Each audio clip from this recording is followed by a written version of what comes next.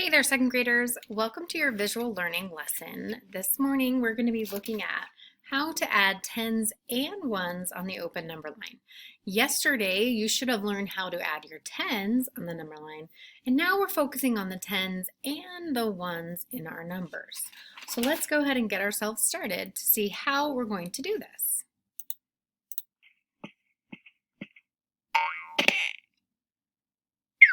How can you use an open number line to add tens and ones? Find 48 plus 23. Use the open number line.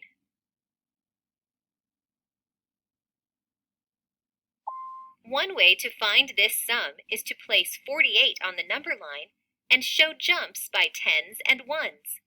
23 is 2 tens and 3 ones. Make 2 jumps by tens and 3 jumps by ones. What is the sum? Select your answer. So they do that really quickly, so let's just review, right? They have our open number line and they started at 48.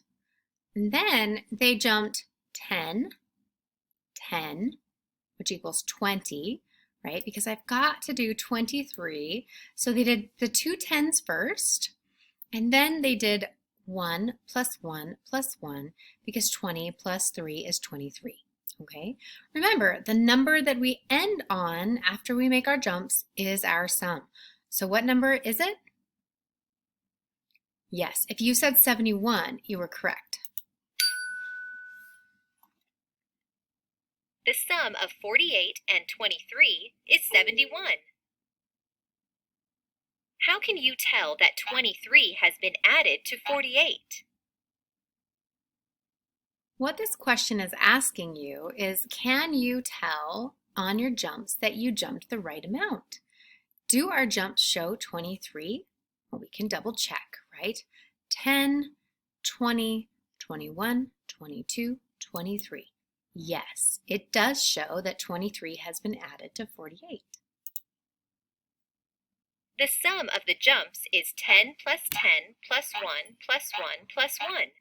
This equals 23. Another way to use an open number line to add 48 and 23 is to make bigger jumps. You can add 20 in one jump, then add 2, then add 1 more. How is this way of finding 48 plus 23 different from the first way? Is the sum the same? So let's take a look at those. Notice that as they add 20, then they added 2 because it would get them to 70. So it would get them to a nice even 10. And then they added 1 more. So they're also using their tens to help them add right here. Okay. The difference is that they're adding the tens into a big chunk versus 10 and 10. And then they're also combining some of our ones in this jump. 2 ones plus 1 more. Where in our first one, we did our ones all separated out. Is there one way that is better than the other? Not necessarily. We just want to make sure that we're able to do this quickly, right? Mathematicians like to do things as quickly as possible. So if the strategy of counting by 10 and then each individual one works best for you, then that's great. If this strategy where you're taking bigger chunks of the tens and some chunks of the ones is easier, great. You just have to decide which way works best for you. And then, do you notice, do we still have the same sum? Yes, we do. Remember, there is not always one right answer, right? Maybe one right strategy. The answer will be the same, but you might find it a different way. Maybe you added the ones first to get yourself to a nice even 10, but whatever you do, as long as your jumps add up to that second addend, you've done it correctly. The jumps are bigger.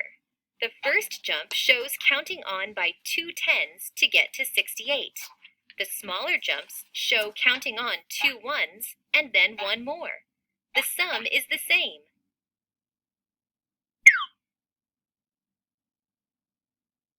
Now you know how to add tens and ones on an open number line. So keep practicing that strategy today. Remember, we're adding our 10s and our 1s on that open number line. Good luck today.